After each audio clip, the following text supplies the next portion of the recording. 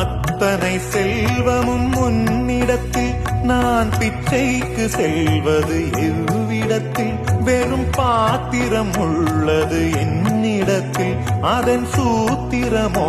அது உன்னிடத்தில் ஒரு முறையா இருமுறையா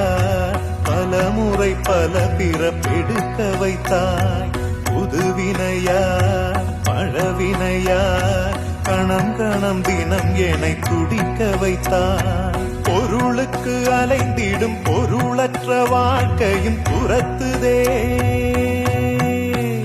உன் அருள் அருள் அருள் என்று அலைகின்ற மனம் இன்று பிதற்றுதே